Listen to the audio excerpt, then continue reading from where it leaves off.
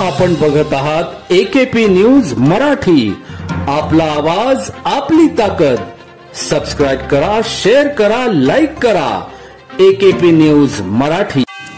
नाशिकच्या पखार road royal colony garden मध्ये अंमली पदार्थ विकण्यासाठी आलेल्या एक व्यक्तीला अंमली पदार्थ विरोधी पथकाने सापळा रचून अटक केली आहे. त्याच्याकडून 1.5 लाखाचे मॉफे ड्रोन जप्त करण्यात आले आहे. अरबाज असलम कुरैशी वय 27 राहणार फ्लॅट क्रमांक 2 राधे सोसायटी द्वारका नाशिक यास अटक करण्यात आली.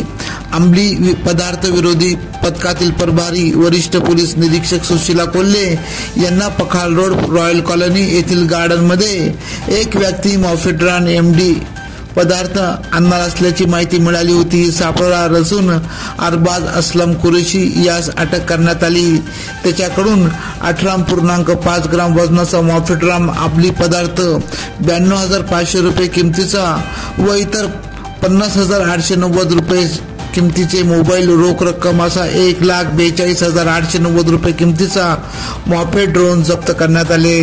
त्याच्या विरुद्ध मुंबई नाका पोलीस ठाण्यात गुन्हा दाखल करण्यात आला आहे. सदरची कामगिरी वरिष्ठांच्या मार्गदर्शनाखाली अंमली पदार्थ विरोधी पथकाचे प्रभारी वरिष्ठ पोलीस निरीक्षक सुशीला कोल्हे, वरिष्ठ पोलीस निरीक्षक संतोष नरोटे, विशाल पाटील, दिलीप भोई, रंजन भेंडाळे, देवकिसन गायकवाड, मंगला जगताप, बळवंत कोल्हे, भारत डंबाळे, अनिरुद्ध येवले, अविनाश फुलपगारे, बाळासाहेब नांद्रे, गणेश वजडे, योगेश सानप, चंद्रकांत बागडे आदींनी केली. AKP न्यूज साठी ब्युरो चीफ अनवर खान पठाण, नाशिक.